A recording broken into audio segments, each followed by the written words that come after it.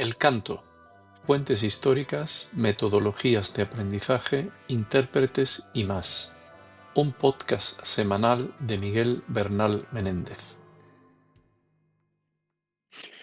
Hola, buenos días o buenas tardes, dependiendo de cuando escuchéis este capítulo, que hace el número 21 de nuestro podcast dedicado al canto, sus fuentes históricas, metodologías de aprendizaje, intérpretes, teóricos, etc. Hoy quería recuperar la figura de Rodolfo Celletti porque un libro muy importante para la historia del bel canto es justamente el que se tituló de esta manera Historia del bel canto de Rodolfo Celletti. Rodolfo Celletti, con motivo de los 100 años de su nacimiento. Bueno, es una reimpresión que he tenido la oportunidad de comprar en un reciente viaje a Italia y que ha sido publicado por la editorial Catmo. La versión original se publicó allá por el año 1983 y tuvo una traducción al alemán, al inglés, y yo tenía la versión americana, la versión inglesa, que se publicó en el año, creo recordar, 1991, pero he comprado la versión en papel de esta historia del bel canto de Rodolfo Celletti.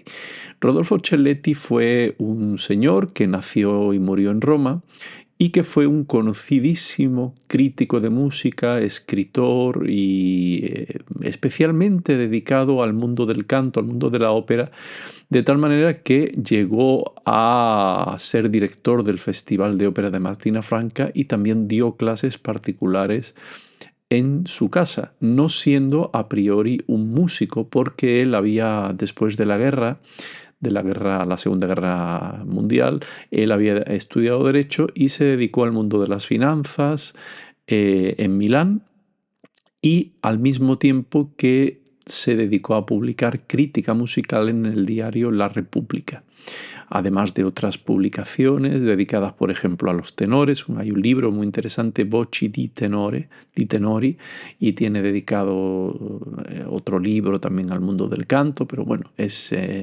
básicamente siempre dentro de este campo. Él en el posludio, en el epílogo de su libro, hace una reflexión sobre la conveniencia de la elección de los maestros de canto, y él critica mucho un decreto que publicó el gobierno italiano para elegir a los profesores de canto, criticando que no se pedía cantar ópera.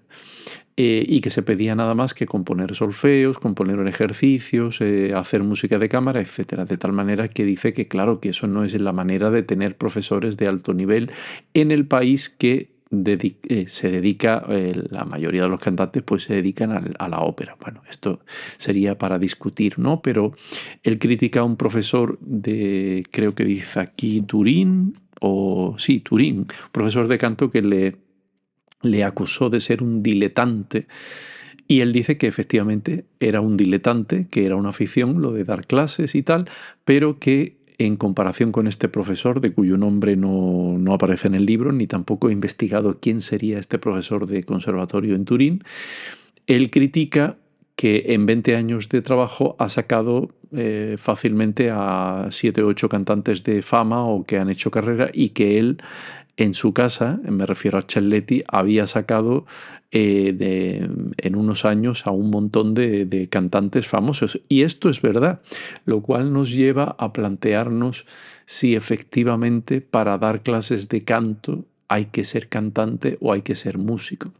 Evidentemente esto es una discusión que tiene sus adeptos y tiene sus detractores.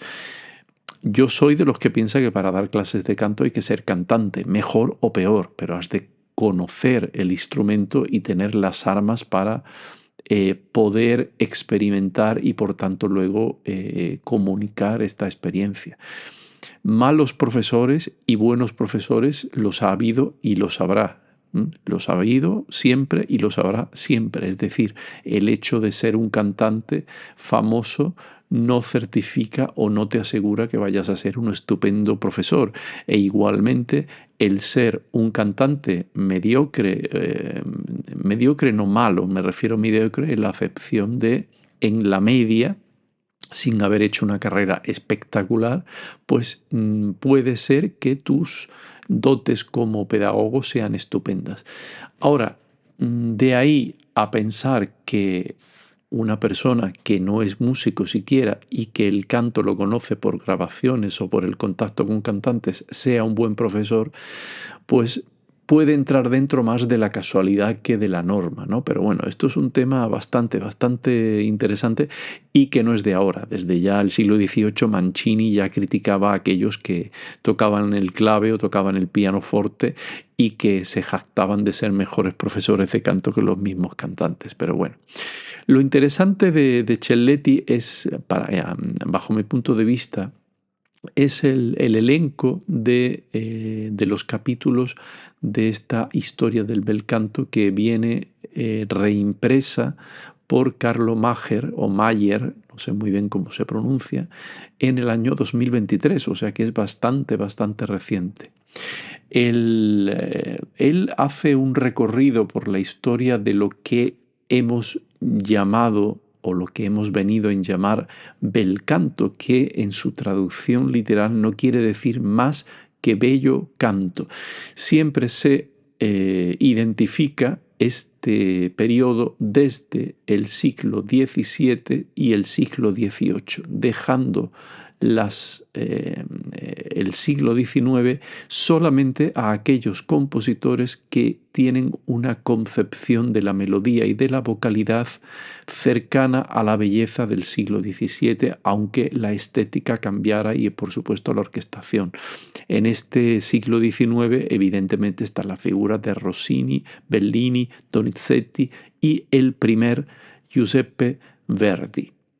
Pues bien, el elenco de capítulos, él tiene 6 capítulos y contamos el epílogo. El primero está dedicado al belcantismo, virtuosismo y hedonismo, se titula. Es una reflexión sobre lo que supone la palabra bel canto y todo lo que lleva implícito. El segundo capítulo ya empieza a desarrollar toda esta historia de los primeros belcantistas, compositores y cantantes belcantistas en el siglo XVII. Él empieza con el primer capítulo que se llama Del recitar cantando a la ópera romana. El segundo capítulo lo centra en la figura de Monteverdi y sus óperas. El tercer capítulo habla de Francesco Cavalli y Marco Antonio Cesti. El cuarto capítulo habla de Legrenzi, Sartorio, Ziani y Pollarolo.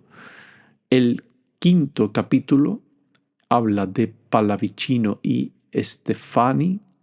El capítulo 6 habla de la grandísima figura de Alessandro Scarlatti, no nuestro Domenico Scarlatti que vivió en Madrid, sino Alessandro Scarlatti. El capítulo número 7 quizás es el más largo, el más amplio, el que desarrolla más, puesto que habla de la época áurea, de Lotti a Händel, y ahí es donde mete pues todas estas óperas, ¿no? Händel tiene creo que más de 40 óperas, entonces habla del concepto, la vocalidad y el estilo de Händel y sus cantantes. Es muy interesante todo este segundo capítulo dedicado a la vocalidad del melodrama barroco porque Celletti ejemplifica todo esto con ejemplos musicales en pentagrama de fragmentos de óperas y de arias, lo cual es muy interesante y muy ilustrativo. El último capítulo de este segundo capítulo dedicado a la vocalidad del melodrama barroco está dedicado a las óperas de Vivaldi, la Venecia de Vivaldi. El tercer capítulo se titula Aspectos particulares del melodrama barroco.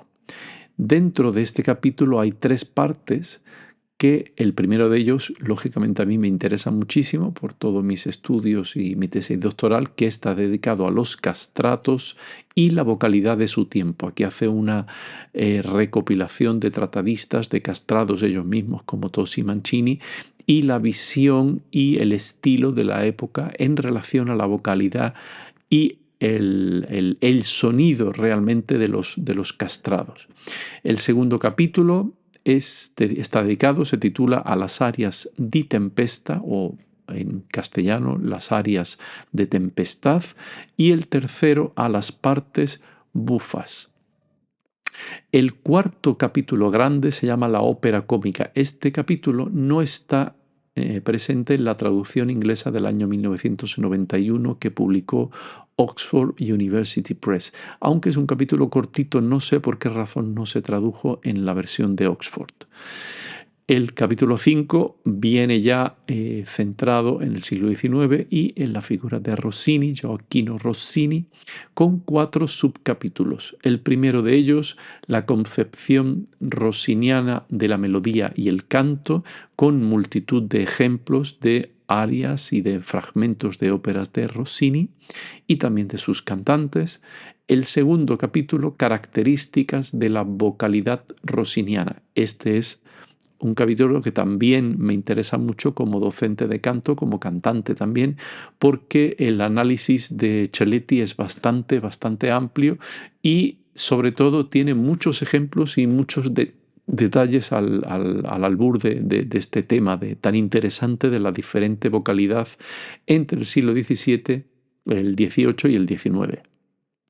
El capítulo 3 está dedicado, se titula Tipos vocales rossinianos, donde analiza los diferentes cantantes que pusieron en escena las óperas de Rossini.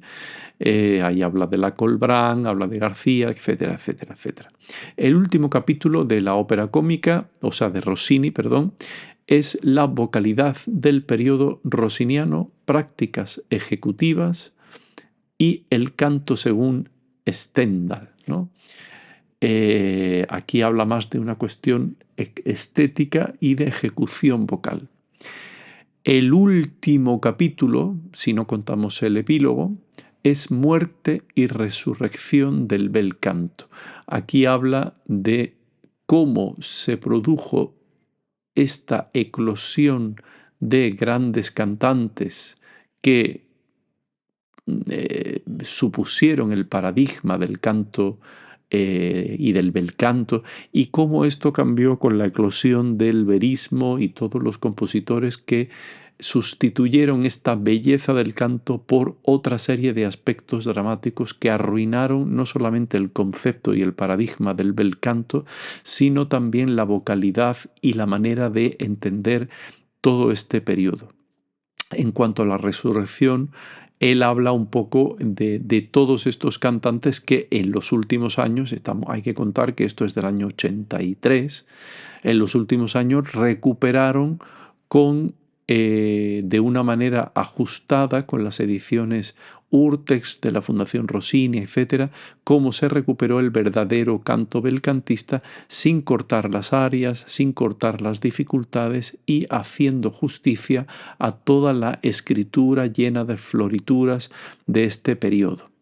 El sexto capítulo, como digo, es el epílogo donde él hace este comentario, ¿no?, de la conveniencia de que los maestros de canto sean elegidos de una manera o de otra.